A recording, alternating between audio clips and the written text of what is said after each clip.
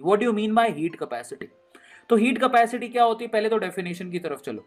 It is the amount of heat required to raise the temperature of the system 1 degree Celsius. 1 degree Celsius, अगर किसी system का temperature आप 1 degree Celsius से change करना चाहते हो, किसी भी सिस्टम का टेम्परेचर आप 1 डिग्री सेल्सियस से चेंज करना चाहते हो, तो उसमें जितनी हीट इसको रिक्वायर्ड है उसी को क्या बोलते हैं, जितनी हीट 1 डिग्री सेल्सियस चेंज करने रिक्वायर्ड है उसी को हीट कैपेसिटी कहते हैं। तो हीट कैपेसिटी का फॉर्मूला क्या हो गया, हीट कैपेसिटी को सी से लिखते हैं, that is amount of heat required per unit change in temperature. तो सी का फॉर्मूला क्या होगा, Q by delta T, that's it. तो अगर मैं पूछूं यहां पर हीट का फॉर्मूला क्या होगा, that is C delta T. तो यहां पर सी क्या है, that is heat capacity. Heat capacity बेटा एक्सटेंसिव प्रॉपर्टी है जिसका यूनिट होता है, क्यू की यूनिट क्या होती है, क्यू की यूनिट क्या होती है, जूल, और डेल्टा टी का यूनिट क्या होता है, डिग्री सेल्सियस। तो जूल पर डिग्री सेल्सियस या जूल पर केल्विन है actually the unit of heat capacity. तो हीट कैपेसिटी की पहले तो डेफिनेशन आनी चाहिए, किसी भी सिस्टम का अगर आप 1 डिग्री सेल्सियस से टेम्परेचर चेंज करना चाहते हो तो उसमें जितनी हीट रिक्वायर्ड होती है उसी को सी बोलते हैं, हीट कैपेसिटी बोलते हैं। सबको समझ में है?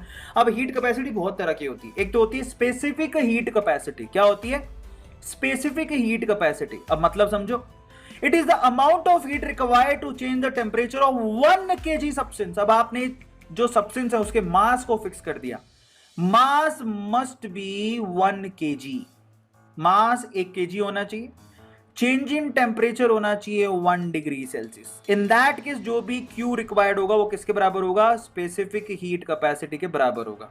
तो अगर मैं कहूं कि स्पेसिफिक हीट कैपेसिटी का फॉर्मूला बताओ तो S इक्वल्स टू क्या होगा, Q divided by M into delta T. अब आपने मास को इंक्लूड कर लिया, अब ये स्पेसिफिक हो गया। अब जब कोई चीज स्पेसिफिक हो जाती है तो बेसिकली वो इंटेंसिव हो जाती है, ये आप लोग याद रखो। दो एक्सटेंसिव यूनिट का रेशो इंटेंसिव हो जाता है, समझ में आ गया?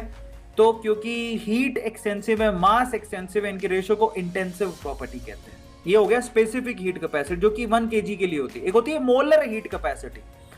मोलर हीट कैपेसिटी में आप सब्सटेंस की वैल्यू लेते हो 1 मोल, स्पेसिफिक में आपने 1 kg लिया था, यहां पर आपको 1 मोल लेना पड़ता है। केमिस्ट्री में हम लोग मोल को स्टडी करते हैं, तो मोलर हीट कैपेसिटी को लिखा जाता है सीएम से। वो क्या होता है, हीट रिक्वायर्ड पर मोल पर चेंज इन टेम्परेचर। तो यहां पर आप मोल को नीचे डिनोमिनेटर में ले लेते हो, बात खत्म।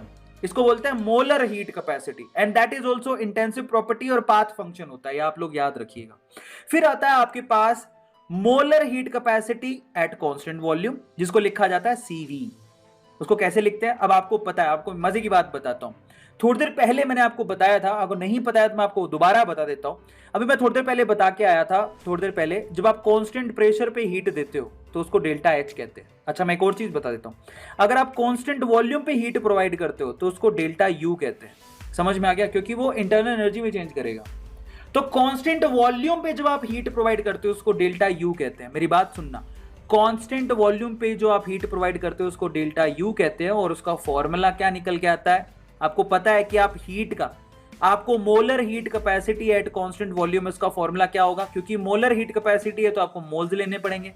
समझ में आ गया? मोलर हीट कैपेसिटी का सीवी सिंबल लेना पड़ेगा, साथ में डेल्टा टी भी लिखना पड़ेगा। अब आपको सर ये क्या है, तो आप जरा सोचो, मोलर हीट कैपेसिटी को आप क्या लिख के आए थे, सी क्या होता है, हीट रिक्वायर्ड पर मोल पर चेंज इन टेम्परेचर, पढ़ के आए थे। अब मैं कहता हूं कि आपको सिर्फ मोलर हीट कैपेसिटी लिखनी है, यानी कि CV लिखना है।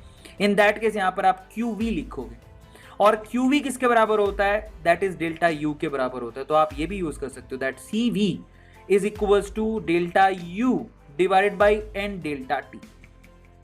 समझ में आया? इसको ऐसे लिख सकते हो। और इसी तरह से एक होता है molar heat capacity at constant pressure. Constant pressure पे मोलर हीट कैपेसिटी को कैसे लिखते हैं, दैट्स वेरी सिंपल। देखो, इसमें heat required at constant pressure किसके बराबर होती है, डेल्टा H के, और उसको लिखेंगे कैसे, NCP डेल्टा T से लिखेंगे, दैट्स इट, और कुछ नहीं है।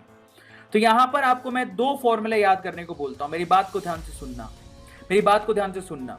यहां पर एक होता है QV, ये है heat given at constant volume, एक होता है QP, that is heat given at constant pressure. अगर कांस्टेंट वॉल्यूम पर हीट देते हो तो उसको बोलते हैं इंटरनल एनर्जी में चेंज, और उसकी वैल्यू होती है NCV डेल्टा T, खत्म कहानी। और अगर कांस्टेंट प्रेशर पे देते हो तो उसको बोलते हैं डेल्टा H, और वो किसके बराबर होगा, NCP डेल्टा T।